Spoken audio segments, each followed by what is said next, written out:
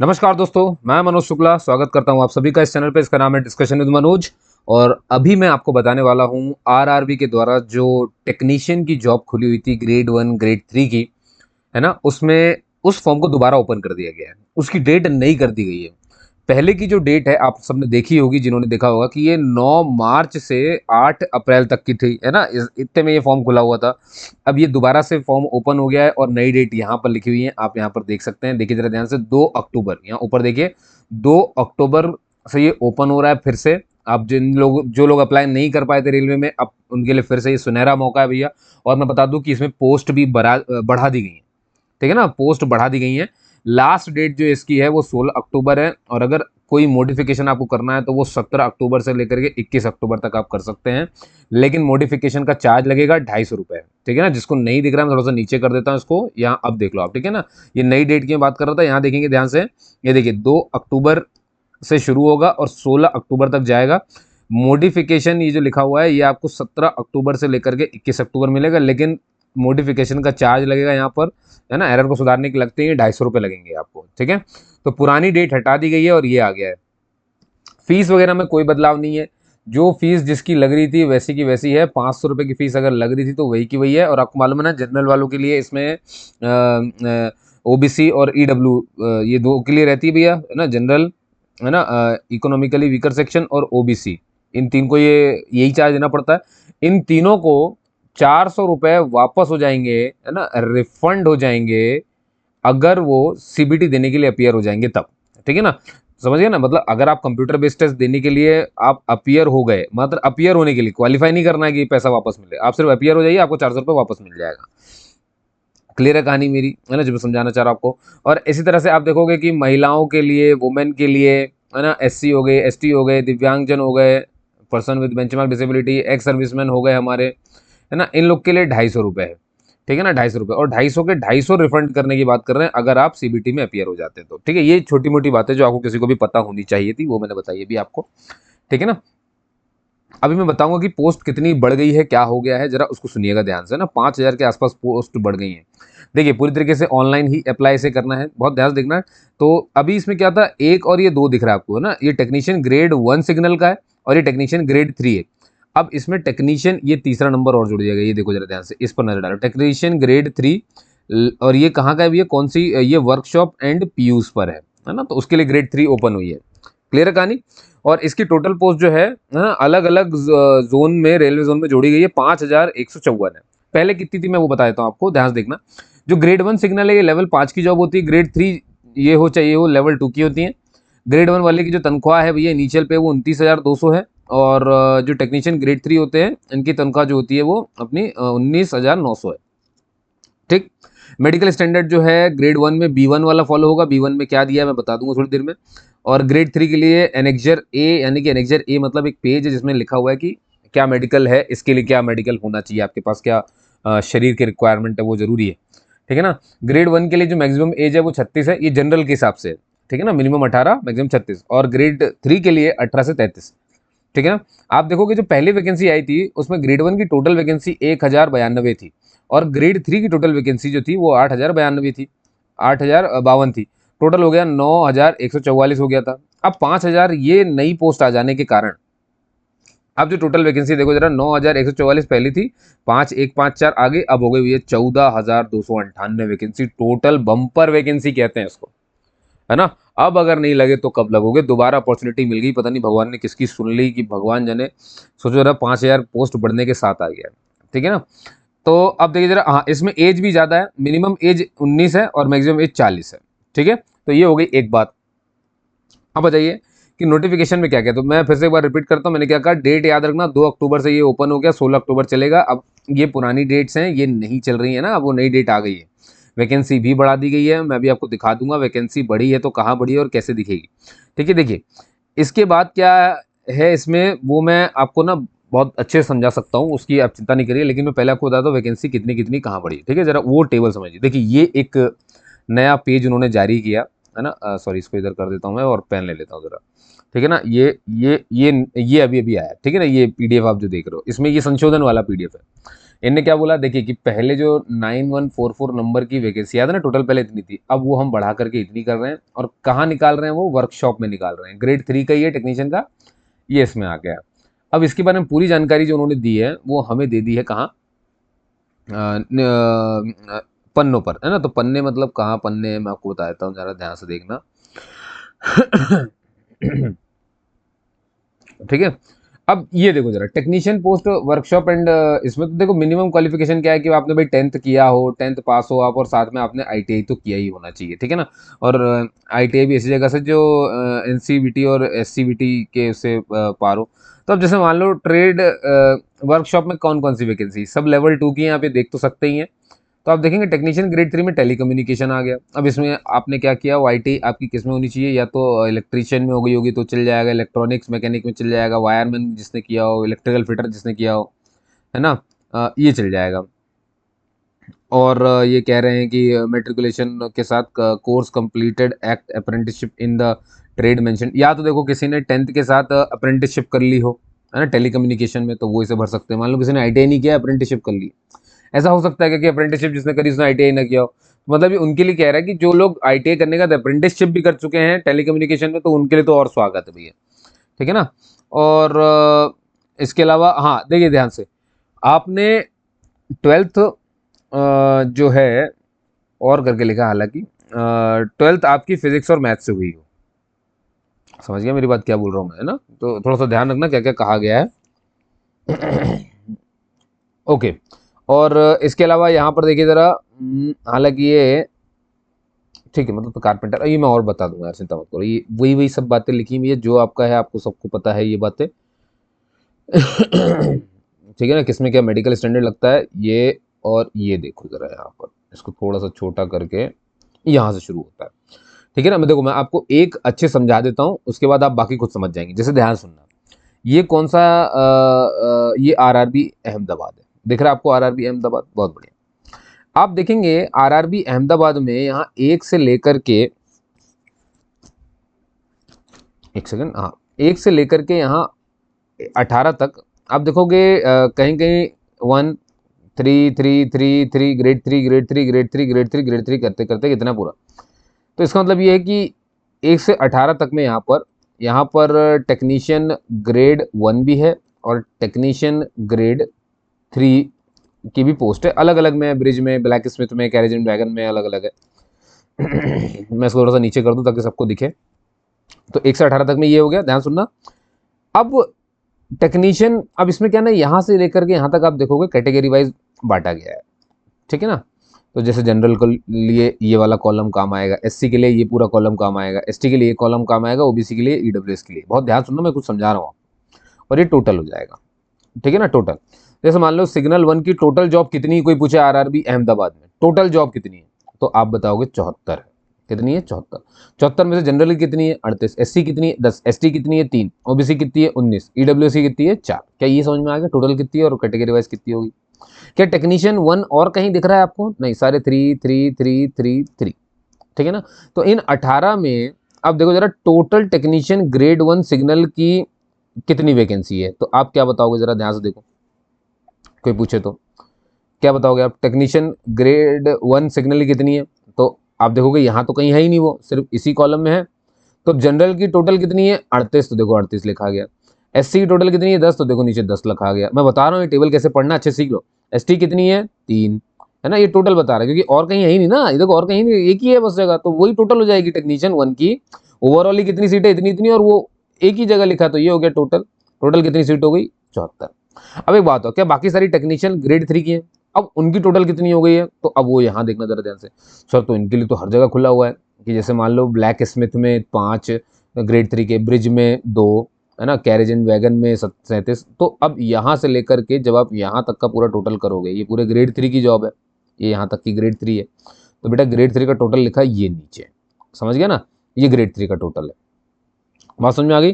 तो ऐसे ही करते करते हर कैटेगरी वाइज, तो आप क्या समझाना चाह रहा हूँ मैं, अब देखो ये है ग्रेड 1 का टोटल, ये है ग्रेड 3 का टोटल, ये आरआरबी अहमदाबाद में जनरल की क्या ये टोटल सीट हो गई, तो देखो जनरल की टोटल सीट ये लिखा गई।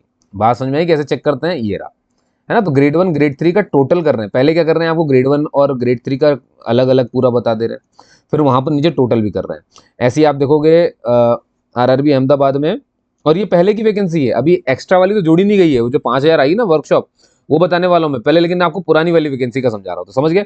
ऐसे ही आप देखोगे कि एससी के लिए टोटल इतना हो जाएगा ग्रेड 1 ग्रेड 3 का मिला करके अहमदाबाद में, और ये एसटी का, ये ओबीसी का, ईडब्ल्यूएस का। क्लियर है। अब मेरी बात ध्यान सुनना, ग्रेड 1 की टोटल वैकेंसी कितनी थी, मैंने बताया टोटल सारी कास्ट की मिला लोगे तो 74। ग्रेड 3 की टोटल मिला लो तो ये जोड़ा ये जोड़ा ये जोड़ा ये जोड़ा ये जोड़ा, ये आ गई इतनी। अब टोटल वैकेंसी अगर जोड़नी है तो ग्रेड 1 ग्रेड 3 दोनों मिलाना पड़ेगा, तब आ जाएगा 761। ये थी पहले की वैकेंसी। अब क्या हुआ है ना, ये हो गई, ध्यान से रखना 761 टोटल वैकेंसी है आरआरबी अहमदाबाद में। देखो इसको कैसे डिफरेंशिएट किया गया, समझ गया मेरी बात। अब आगे सुनिएगा ध्यान से। अब क्या थर्ड एक और पोस्ट खोल दी वर्कशॉप वाली। आप देखोगे जो 23 से लेकर के यहाँ तक खुला है ना, ये वर्कशॉप की ही है, ग्रेड 3 की वर्कशॉप की है, अलग अलग कैटेगरी में खुली हुई है, ये मैं बता रहा हूँ। अब उसको भी यहाँ पर आप देख सकते हो कि कैटेगरी वाइज बता देंगे। जनरल की कितनी आई, 3 पोस्ट आ गई इसमें, किसमें, इलेक्ट्रिकल पावर ट्रेन इसमें, और इलेक्ट्रिकल में सिर्फ कितनी आ गई जनरल की, 10। ऐसी आप देखो अलग अलग में आ जाएगी, अलग अलग, है ना। और ये ध्यान रखना सारी ग्रेड 3 है। तो अगर मैं सारी ग्रेड 3 ये मिला लूँ, जनरल की सारी मिला लूँ तो 104 हो जाएगी। ऐसी एससी की मिला लूँ, एसटी की मिला लूँ, है ना, ओबीसी की मिला लूँ, ईडब्ल्यूएस की मिला लूँ, सब की मिला लूँ अगर मैं, तो ये इतनी हो रही है ना। मतलब इन सबको अलग अलग जोड़ा देना, और सब जोड़ दोगे तो 254 हो जाएंगी। कितनी हो जाएगी, 254। आपको मालूम है कि यही वो 254 सीटें हैं टोटल जो बढ़ाई गई हैं। तो पहले था 761, अब हो गया 254, है ना। अब ये जो बढ़ाई गई कितनी होगी, 254। समझ गया ना। वो जो 5,000 वैकेंसी बढ़ाई गई है ना, तो 5,000 में से कुछ कुछ हर जोन में बढ़ी होगी ना, वो है 5,000 टोटल बढ़ी हुई है। अब उनमें से भी कितनी कितनी किस जोन में बढ़ी है वो बता रहा हूँ। तो अहमदाबाद में 254 बढ़ी, और 254 को इस तरह से डिफ्रेंशिएट किया गया कि ताकि समझ पाओ कि कास्ट वाइज कितनी बढ़ी और डिपार्टमेंट वाइज कितनी हुई, किसके लिए कितनी मिली, वो इस तरह से बांटा गया। 254 बढ़ गई तो इस तरह से टोटल पोस्ट कितनी हो जाती है, 1,015। पहले कितनी थी, 761, अब कितनी हो गई, 1,015। समझ गए। तो देखो इस तरह से आपको पढ़ना है, समझ गए ना। और हमारे दिव्यांग भाई बहन क्या कर सकते हैं, वो यहाँ पर इसको चीज को देख सकते हैं, एक्स सर्विस वाले यहाँ पे देख सकते हैं। देखिए मैंने ये एक बहुत इत्मीनान से समझाया, मैं एक बार और समझा देता हूँ, ठीक है। अब मैं अपने ही जो जहाँ से मैं आता हूँ भोपाल से, मैं आपको भोपाल का एग्जांपल देता हूँ। जैसे मान लो कोई भोपाल का बच्चा देख रहा है, भोपाल देखना चाहता है ना, भोपाल का समझेंगे, जरा ध्यान से देखेंगे टेक्नीशियन के लिए। मैं यहाँ पर रेड पेन लूंगा भाई, अब भोपाल का मामला, रेड जोन आ जाएगा, मजाक करो। अब मैंने क्या कहा था, यहाँ पर देखिए, यहाँ पर टेक्नीशियन ग्रेड 1 की भी वैकेंसी है और टेक्नीशियन ग्रेड 3 के भी लिए, ठीक है। अब आप जरा ध्यान से देखना, मैं जो आपसे पूछूंगा उसका जवाब देना। अपन पहले की बात करते हैं जब सीटें नहीं बढ़ी थी, फिर बाद में बात करेंगे जब सीटें बढ़ गई तो क्या हुआ, कितनी सीटें बढ़ी। ध्यान से देखना। क्या यहाँ पर सिग्नल वन की 2 कॉलम है, यहाँ पे दिख रहा है आपको, बहुत बढ़िया। और आपको मालूम है ना ये वाला कौन सा कॉलम है, ये जनरल का है ना, अनरिजर्व का, ये एससी का, ये एसटी का, ये ओबीसी का, ये ईडब्ल्यूएस का, ठीक है। और ये आपका टोटल हो जाएगा, ठीक है। ये क्या है, टोटल। फिर ये इधर एक्स सर्विसमैन का आ जाएगा पूरा का पूरा, समझ गए। ये आपको अभी भी बताया था, थोड़ा सा इतनी बुद्धि तेज रहनी चाहिए आपकी। अब एक बात हो, क्या सिग्नल वन बस 2 ही बार आया है, इतने ही 2 में है, और कहीं सिग्नल 1 दिख रहा है नहीं, बाकी सारे क्या है, ये सिग्नल 3 है। अब मैं आपसे पूछूं कि मुझे बताओ सिग्नल 1 की टोटल वैकेंसी जनरल की कितनी है, तो क्या करोगे आप, ये रही जनरल की, ये जनरल जोड़ के बता दोगे। तो ध्यान से देखना जरा, कितने हो जाएंगे ये, 5 और 1 6 और 2 1 3, 36, है ना। तो यहाँ देखना जरा, ये देखो जरा, सिग्नल 1 का टोटल करके पूरा आपको बता रहे हैं, ये आ गई 36। ऐसे ही हर कास्ट वाइज पूरा जोड़ दिया सिग्नल 1 का, ये रहा सिग्नल 1 का, तो ये आ गया इसका टोटल। ओके, बहुत बढ़िया। ऐसे ग्रेड 3 के सारे, अब बाकी जितने दिख रहे हैं वो सारे ग्रेड 3 है ना। तो जनरल के सारे ग्रेड 3 जोड़ दोगे तो कितना आ जाएगा, 208। ऐसी एससी के जोड़ोगे तो, एसटी के जोड़ोगे तो, ओबीसी के जोड़ोगे तो, ईडब्ल्यूएस के जोड़ोगे तो, और इनको सारे को टोटल कर दोगे अगर, तो आपको वैकेंसी कितनी मिल रही है, इतनी। तो टोटल वैकेंसी सिग्नल 1 की 79 है, और और ग्रेड 3 की, सॉरी, ग्रेड 1 की इतनी है, ग्रेड 3 की इतनी है। तो टोटल वैकेंसी ग्रेड 1 ग्रेड 3 को मिलाकर पता चलेगी, तो वो मिल गई 452। इतनी सीट थी, इतनी सीट थी पहले। अब क्या हुआ, है ना, आरआरबी भोपाल में पहले 452 थी, अब आ गया भैया यहाँ से ये ग्रेड 3, अभी जो फिर से जोड़ा गया, ये वर्कशॉप वाला आ गया, यहाँ से 28 से शुरू हो जाएगा, ठीक है ना। अब उसमें भी जनरल का आप देख सकते हो कितना कितना है, मल्टी स्किल्ड में, मशीनिस्ट मैकेनिकल में, है ना, वेल्डर मैकेनिकल में कितनी पोस्ट है, और मिल राइट में कितनी हुई है। टोटल जनरल की कितनी सीट नई आई है, 44 नई सीट आई हैं। एससी की 8 सीटें नहीं आई हैं, 5 SC ST की ये हो गई, OBC की ये हो गई, EWS की इतनी आई है, टोटल इतनी नहीं आई है। तो कोई पूछे कि भोपाल आरआरबी में कितनी पोस्ट बढ़ गई, तो आप क्या बताएंगे, टोटल 82 सीटें बढ़ गई हैं। कितनी बढ़ गई हैं, टोटल 82 सीटें बढ़ी हैं। तो पहले थी 452, अब हो गई 82। अगर आप इन दोनों टोटल को जोड़ दो, इस वाले को और इस वाले को, तो आपको मिलेंगी 534 सीटें। कितनी मिलेंगी भैया, 534 सीटें। मेरे ख्याल से अब आप समझ गए होंगे कैसे आपको चेक करना है। एक्स सर्विसमैन के लिए यहाँ पर है, देखो ये पता होना बहुत जरूरी होता है, क्या इसके बिना आप इसे देख नहीं सकते, ठीक है ना। मैं क्या कर रहा हूँ, देखिए ये पीडीएफ ना, ये पीडीएफ पता नहीं क्यों मुझसे डाउनलोड नहीं हुई है, तो मैं क्या कर रहा हूँ मैं आपके लिए इसको स्क्रीन को धीरे धीरे चला देता हूँ, थोड़ा सा आप इसको रोक रोक के स्क्रीनशॉट ले लेना आप अपने आरआरबी के हिसाब से, ठीक है। पहले अहमदाबाद वाले ध्यान से देख ले, देख लिया, ठीक है ना, स्टॉप पॉज कर लेना। और अजमेर वाले थोड़ा सा पहले इसका स्क्रीनशॉट ले लो इतना, आपको बहुत बारीक से देखना है, ठीक है, ले लिया। अब आगे आ जाओ, ये अजमेर का ही चलेगा अभी, है ना, यहाँ तक ये, अब स्क्रीनशॉट ले लो, ये अजमेर का हो गया पूरा, ठीक है ना। अजमेर की नई वैकेंसी कितनी बड़ी है भैया, बहुत ध्यान देना, पहले कितनी थी ये देखो जरा, यहाँ लिखा है 552, अभी कितनी बड़ी 378, जोड़ दोगे 552 378 को तो हो जाएगी 900 पोस्ट हो गई है। अब आ जाओ बेंगलुरु वाला, ठीक है ना, बेंगलुरु का ये रहा, ठीक है ना। बेंगलुरु की पहले पोस्ट आप देख सकते हो कितनी थी, 142, अब ये बढ़ करके हो गई है 337। ये अब स्क्रीनशॉट ले लो, रोक के अपने हिसाब से ले लो फटाफट से। भोपाल का ये पूरा एक ही पन्ने में आ जाएगा, ठीक है, इधर नीचे कर देता हूँ, ये लो स्क्रीनशॉट ले लो उसको भी, है ना। और इसका भोपाल का बचा हुआ ये इतना है, भोपाल का बचा हुआ इतना ले लो, नीचे का ही खींच लो, ठीक है। भुवनेश्वर के लिए ये कर लें, इतने में ही काम खत्म हो जाएगा। बिलासपुर, ठीक है, ये हो गया टोटल। चंडीगढ़ पहले इतना ले लो, फिर बचा हुआ ले लो, जैसे इतना ही था ना, ये रहा चंडीगढ़ का, ये ले लो, ये पूरा चंडीगढ़ का पेज आ गया। चेन्नई, चेन्नई में बहुत सारी पोस्ट बढ़ी है भैया, बहुत सारी पोस्ट बढ़ी है,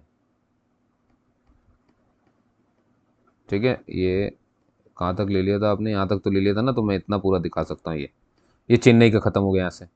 अब गोरखपुर आ जाओ, पहले इतना ले लो, ले लिया पूरा 40। अब आ जाओ और ये, ठीक है। अब आ जाओ गुवाहाटी, गुवाहाटी का एक ही पन्ने में आ जाएगा, ले लो। जम्मू श्रीनगर ले लो, इतना लो पहले, फिर मैं बताता हूँ, फिर इतना ले लो, ये हो गया खत्म। कोलकाता आ जाएगा, कोलकाता का पहले आप इतना ले लो जितना दिख रहा है, ठीक है, 15 तक आपने ले लिया होगा, ये आ गया इसका भी, ले लो खत्म, समझ गया। मालदा देख लो, 18 तक आ गए, खत्म, ठीक है। मुंबई देख लो, ये मुंबई का भी पन्ना हो गया पूरा, ठीक। ये मुजफ्फरपुर देख लो, ठीक है, ये पूरा मुजफ्फरपुर, ये पटना देख लिया, ये प्रयागराज देख लिया आपने, ठीक है, ये आपका रांची हो गया, ये हो गया सिकंदराबाद आपका, ये सिकंदराबाद, सिलीगुड़ी हो गया, ये तिरुवनंतपुरम हो गया, और ये पेज खत्म हो गया। समझ गया दोस्तों, अब आ जाइए वापस से पीडीएफ में, ठीक है ना। तो मैं उम्मीद करता हूँ आप इसे समझ गए होंगे। अब आगे चलते हैं, थोड़ा सा इस पर बात कर लेते हैं कि और क्या क्या है चीज़ें, यहाँ पर ध्यान से देखें। देखिए यहाँ पर कुछ बातें इन्होंने कही हुई हैं कि candidates waiting for final result of prescribed educational technical are not eligible. जो भैया फाइनल रिजल्ट के लिए वेट कर रहे हैं वो लोग इसे ना अप्लाई करें, ठीक है ना।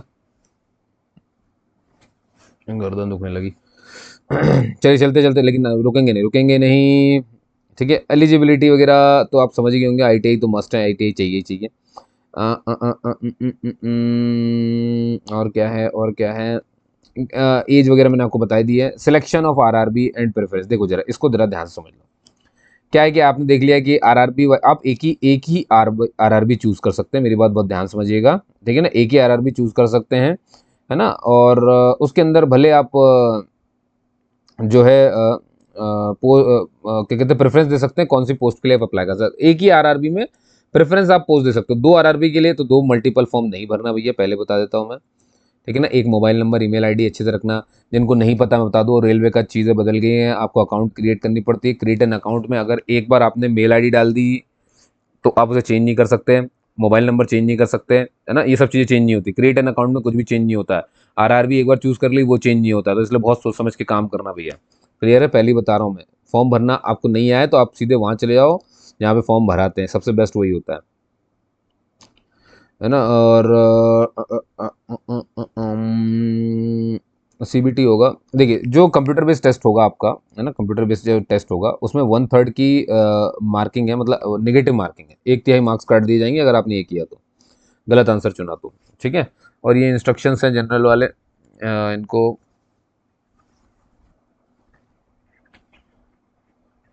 अच्छे से पढ़ के जाना है। मैं देख रहा हूँ, आप चिंता मत करिए, मुझे कुछ अच्छा मिलेगा तो बताऊंगा। पूरी पीडीएफ मैंने देखी हुई है एक बार, लेकिन फिर भी ये भी छोड़ दो, ये भी कोई मतलब का नहीं है। सिलेक्टेड कैंडिडेट, यहाँ देखिए जरा, selected candidate for the post of technician will have to undergo training wherever prescribed, only stipend will be paid during the training period. जब आप ट्रेनिंग पर होंगे तो यही होगा, स्टाइपेंड मिलेगा, और हो सकता है आपसे बॉन्ड बॉन्ड भी भरवाया जाए, है ना। और याद रखिए, जहाँ एक बार आपकी पोस्टिंग होगी सिलेक्शन के बाद, तो 5 से 10 साल के पहले तो आप ट्रांसफ़र का सोचना ही भी मत, है ना, उसमें कुछ नहीं होगा इस बात पे।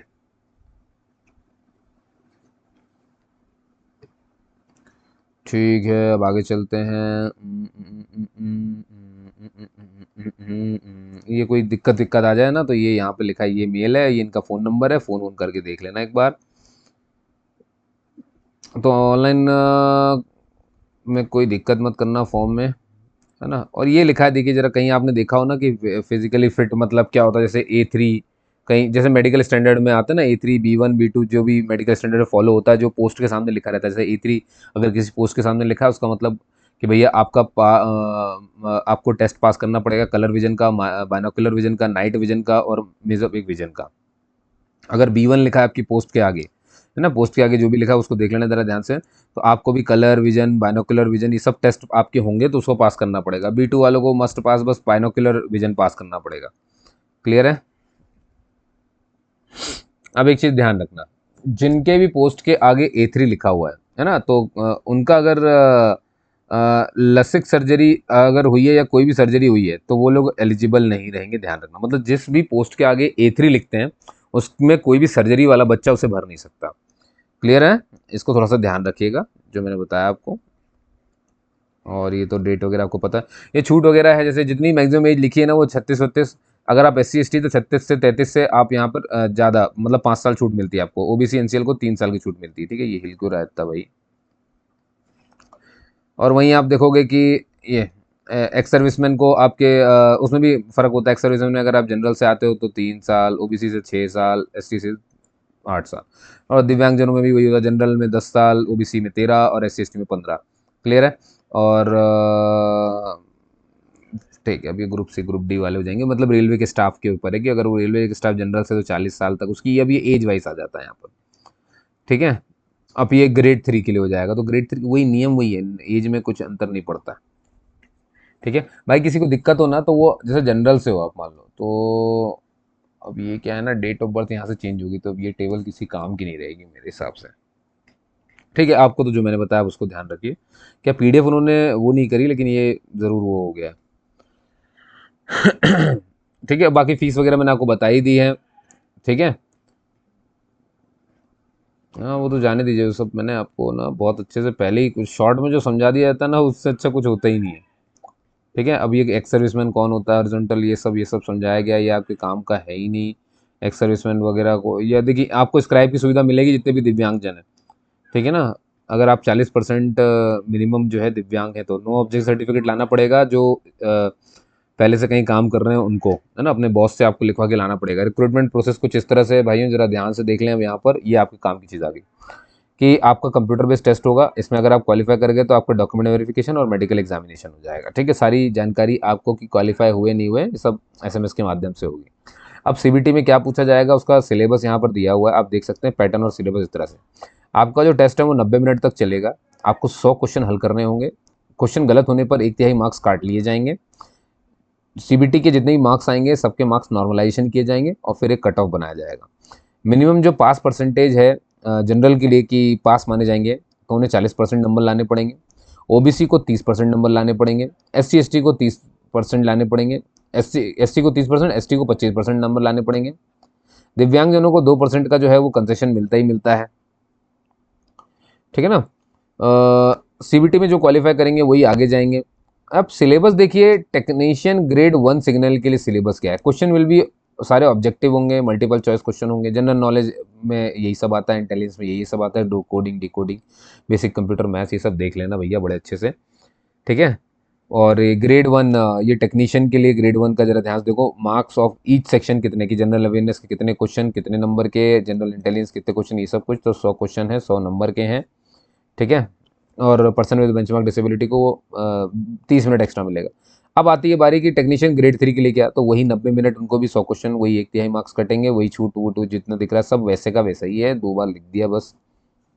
हाँ, सिलेबस जरूर थोड़ा सा सबका चेक कर लें कि मैथ्स में किसका कितना कितना है ना। पेपर आप यहाँ पे देख सकते हैं, बड़ा सिंपल सा है, मैथमेटिक्स 25 क्वेश्चन 25 नंबर। तो देखो ये है ग्रेड 3 का पेपर, जनरल साइंस आ रही है, अवेयरनेस आ रही है ना। फिर डॉक्यूमेंट वेरिफिकेशन आपको पता है, और अप्लाई कैसे करना है ये तो सबको खैर मैंने बता दिया। फोटो वगैरह आपकी 30 से 70 केबी के बीच में होनी चाहिए, है ना। ऐसी 12 फोटो आपको तैयार रखनी है, जेपीजी फॉर्मेट में हो, SC ST सर्टिफिकेट 500 केबी से ऊपर ना हो, सिग्नेचर भी 30 से 70 केबी के बीच में ही रखना है आपको। स्क्राइब वगैरह की सुविधा मिल जाए। स्क्राइब एक ऐसा बंदा होता है, जिनको नहीं पता मैं बता दूं, कि जो एग्जाम में ना बैठ रहा हो, किसी और की हेल्प ना कर रहा हो, खुद कम पढ़ा हो, जिसके लिए वो स्क्राइब बन के आया है, उससे, ठीक है ना। और ये आरआरबी की साइट्स हैं जितनी दी हैं, जनरल कंडीशंस दी हुई हैं, इन सबको हटा दो आप, इन सबसे कुछ मतलब नहीं है ना। फेयर वेयर ये सब कुछ नहीं है, मिसलेनियस भी मतलब नहीं, डिसेबिलिटी भी नहीं। अब वो फिर आरआरबी आ जाएगा, ये पुरानी वैकेंसीज के बारे में जो बता रहे होंगे आपको, ठीक है। इसको थोड़ा छोटा कर लो आप, है ना। ये मैं आपको पहले समझा चुका हूँ, देख रहे हो, ये है पुरानी वैकेंसी, ये ना पुरानी पीडीएफ है, ध्यान रखना, पीडीएफ नई वाली नहीं भेजी उन्होंने, बस एक पन्ना भेज दिया कि भैया इतनी इतनी बढ़ गई। तो देखो जरा पहले कितनी थी यहाँ पर, ये देखो 761 थी, फिर वो बढ़ गई ना, और उसमें अहमदाबाद वाले में तुमने देखा था, है ना। तो ये वही पन्ना पूरा चलेगा भाइयों, ठीक। ये पीडीएफ मैं जरूर दे पाऊंगा आपको, लेकिन वो वाली पीडीएफ पता नहीं क्यों वो हो नहीं रही है, पर ठीक है, मैंने आपको दिखा दिया है, आपको वही करना है, ठीक है। दोस्तों कोई भी डाउट रह जाए तो मुझसे पूछ लीजिए, बिल्कुल खुल करके बढ़िया से, मैं सारे जवाब आपको दे दूंगा। मेरा इंस्टाग्राम पेज भी है, डिस्कशन विद मनोज के नाम से है, हाँ इंस्टाग्राम पेज है, आप उस पर भी मुझसे बातचीत कर सकते हो, है ना। बेफिक्र बातचीत करिए, कोई दिक्कत या कोई समस्या नहीं है, क्लियर है ना। आप वहाँ से मुझे व्हाट्सअप भी कर सकते हो, जो चाहे वो कर सकते हो, पर्सनल बात कर सकते हो, आपको लगे कि मुझे भाई सर से अच्छे से पूछ लेना कुछ चीज़ें, तो आप पूछ सकते हैं, बिल्कुल आपका स्वागत है, ठीक है। चलिए, जय हिंद जय भारत। आपने सुना उसके लिए बहुत धन्यवाद, सुना कि आपने झेला है इतनी देर, तो है ना, वीडियो भी काफ़ी लंबी होगी, पर क्या को थोड़ा समझाना जरूरी था वहाँ पे उस चीज़ को, ठीक है। चलिए मिलते हैं फिर आपके डाउट सेशन में, कोई डाउट हो तो पूछ सकते हैं आप, ठीक है। चलिए, जय हिंद जय भारत और आपका दिन शुभ हो।